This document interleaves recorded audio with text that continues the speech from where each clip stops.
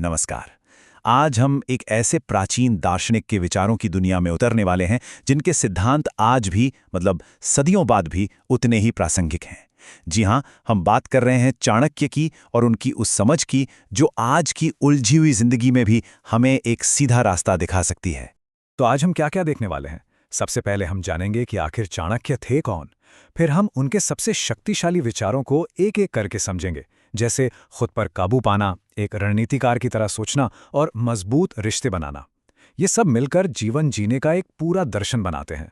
कभी कभी लगता है ना कि आज की दुनिया में इतने सारे भटकाव हैं, इतनी जटिलताएं हैं, ऐसे में अपने लक्ष्य तक साफ साफ रास्ते पर चलना कितना मुश्किल है। ये सवाल हम सबके मन में आता है। और क्या हो अगर इसका जवाब हमें सदियों पुराने ज्ञान में मिल जाए? तो चलिए सबसे पहले मिलते हैं चाणक्य से।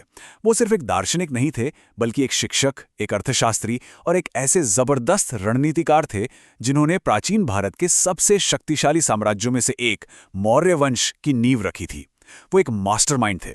तक्षशिला जैसे महान ज्ञान के केंद्र में उनका जन्म हुआ। देखिए, चाणक्य सिर्फ सोचने वाले नहीं बल्कि करने वाले इंसान थे। उन्होंने अर्थशास्त्र जैसा ग्रंथ लिखा, सम्राट चंद्रगुप्त मौर्य को मार्गदर्शन दिया और एक ऐसे साम्राज्य की स्थापना में मदद की जिसने इतिहास का रुख ही बदल दिया।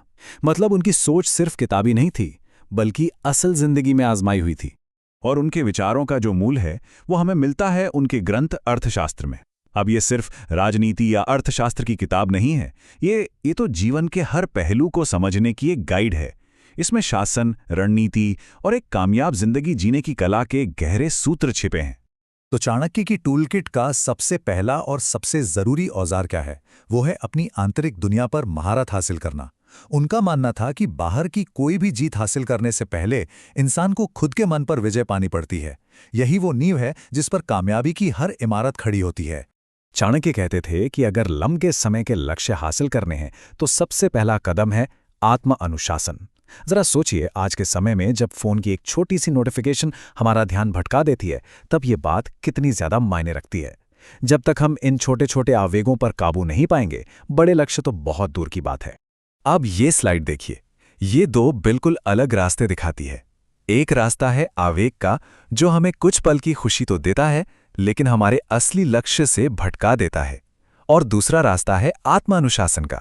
ये रास्ता मुश्किल हो सकता है, लेकिन ये हमें मानसिक स्पष्टता और असली स्थायी सफलता की ओर ले जाता है। और जब कोई आत्म अनुशासन अपनाता है तो उसके फायदे भी जबरदस्त होते हैं।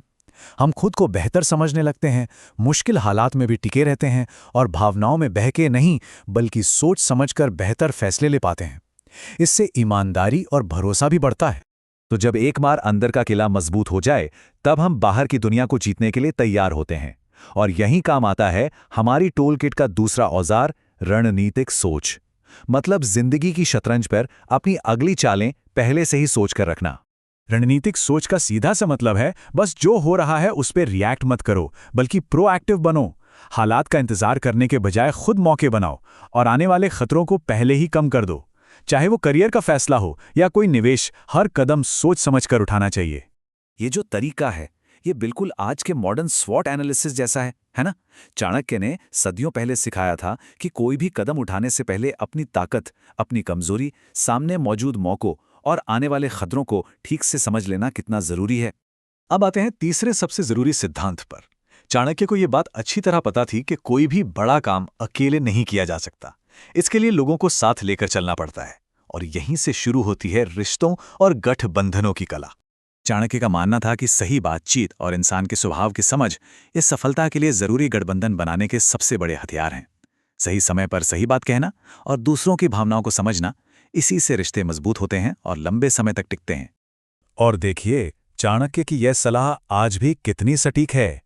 एक अच्छा लीडर बनना, अपनी टीम को सही तरीके से मैनेज करना, सही लोगों से जुड़ना और सबसे जरूरी विश्वास बनाना, यही सब मिलकर एक सफल जीवन की चाबियां हैं।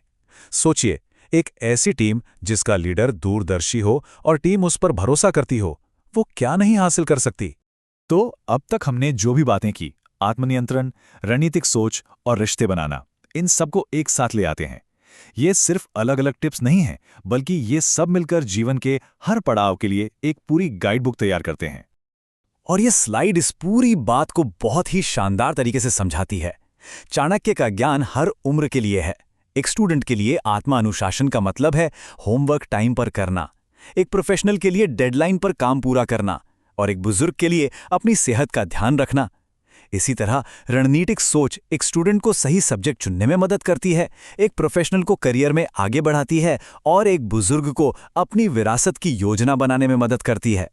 और नेटवर्किंग, वो तो स्कूल में दोस्त बनाने से शुरू होती है और बुढ़ापे में सामाजिक रिश्तों को बनाए रखने तक काम आती है। तो सबसे बड़ी सीख यही है कि चाणक्य के ये सिद्धांत सिर्फ इतिहास की बातें नहीं हैं, बल्कि ये आज भी हमें एक सफल, मजबूत और नैतिक जीवन जीने का एक व्यावहारिक ढांचा देते हैं। ये हमें सिखाते हैं कि कैसे एक उद्देश्यपूर्ण और संतुलित जीवन जिया जाए। तो अब असली सवाल ये उठता है, चाणक्य के ज्ञान के इस खजाने में से वो कौन सी पहली रणनीति होगी जिसे अपने जीवन में उतारा जा सकता है? क्या वो आत्मानुशासन की शुरुआत होगी, रणनीतिक सोच को अपनाना होगा, या फिर अपने रिश्तों को और भी ज्यादा मजबूत बनाने की कला? फैसला हमें ही करना है।